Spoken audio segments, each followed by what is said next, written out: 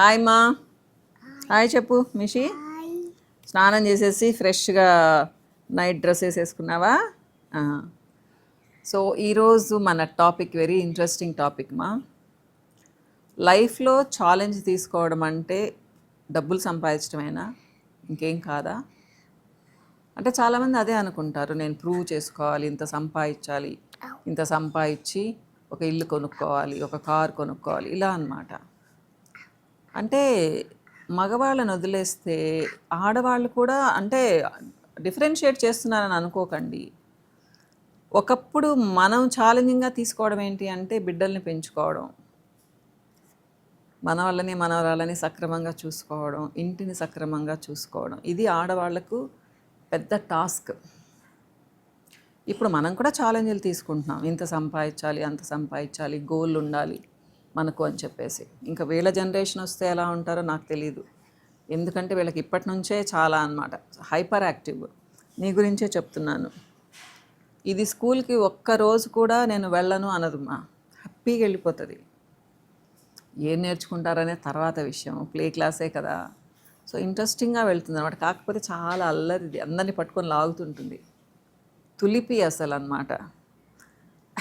ఈ మధ్య వాళ్ళ నాన్న స్ట్రిక్ట్గా వార్నింగ్ ఇచ్చాడు దీనికి, ఎవరి జోలికన్నా వెళ్ళామంటే వాయించేస్తాను, అందుకని గమ్మునుంది. పార్క్ వెళ్తే కూడా అందరినీ లాగుతుంటుంది, పీకుతుంటుంది అనమాట. చాలా అల్లరిది. అవునా? ఇప్పుడు లాగడం లేదు కదా, చెప్పు లాగడం లేదని చెప్పు. లాగ సో గుడ్ గర్ల్ అయిపోయింది అనమాట. నేనేమంటానంటే నిజమే, డబ్బులు చాలా ముఖ్యం లైఫ్లో. సో మనం కష్టపడి ఒక 40-45 సంవత్సరాలకి బోల్డ్ అంత డబ్బులు సంపాదించేస్తాము, చాలా సంపాదిస్తాము.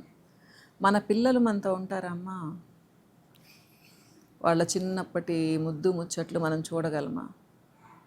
అంటే ఇది మగవాళ్ళ విషయంలో ఉంటుంది, ఆడవాళ్ళ విషయంలో కూడా ఇప్పుడు ఉంటుంది. ఎంతసేపటికి సిస్టమ్ ముందు కూర్చొని ఉంటారు, లేదా ఫోన్లో ఏదో ఒకటి చూసుకుంటూ ఉంటారు. వర్కే, నేను అంటే వేస్ట్ చేస్తున్నారని అంటం లేదు. మరి పెళ్లి చేసుకొని బిడ్డల్ని కన్న తర్వాత బిడ్డల్ని ఎప్పుడు చూసుకుంటారు మా? ఇప్పుడు నేను పెద్దదాన్ని అయిపోయాను, నాకు మనవరాలు వచ్చింది, 60 ఏళ్ళు. కానీ నేను దీంతో కొంచెం సేపు ఆడుకోవడము, దీంతో కబుర్లు చెప్పడము నా బాధ్యత అనుకుంటాను. ఎంజాయ్ చేస్తాను, అన్నీ తీసి పక్కన పెట్టేస్తాను. ఇది ఏం చేస్తుంది తెలుసా అమ్మ, నైట్ వస్తుంది 9-9:30, అప్పుడు కథలు చెప్తానని పిలుస్తాను, రాదు చాలాసార్లు అనమాట. రోజు ఒకటే స్టోరీ చెప్పాలి. ఏం స్టోరీ చెప్పాలి నాన్న నీకు? అదే ఆవు పులి కథ ఒక్కటే చెప్పాలి. నేను చెప్పి దీంతో మళ్ళీ నేను చెప్పించుకుంటాను అన్నమాట. భలే క్యూట్గా చెప్తుంది. ఇంకో కథ చెప్తాను అంటే దానికి ఒళ్ళు వంగదు, కూర్చోదు నా దగ్గర, పరిగెట్టుకొని వెళ్ళిపోద్ది. మళ్ళీ 10కి వస్తుంది, నాని కథ చెప్తావా అంట. ఎలా అడుగుతావు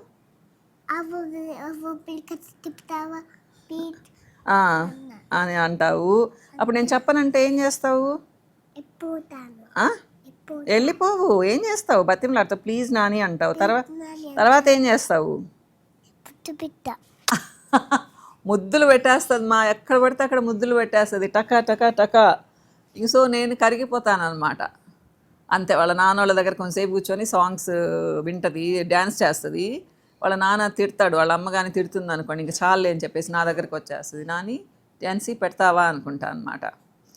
అంటే నేనేం చెప్తున్నాను అంటే ఇది ఛాలెంజ్ కాదు మా. ఇప్పుడు కూడా నేను సంపాదిస్తున్నాను, నా బిజినెస్లో బిజీగానే ఉంటాను, కానీ నాకు దీంతో ఆడుకోవడం అనేది చాలా ఇంట్రెస్ట్.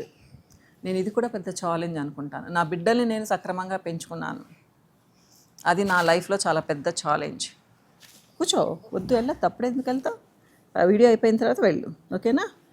అది లైఫ్లో పెద్ద ఛాలెంజ్. వాళ్ళు చక్కగా చదువుకున్నారు, మంచి మేనర్స్తో ఉన్నారు, ఏదో ఒక చిన్న పొజిషన్కి వచ్చాము ఈరోజు కష్టపడి.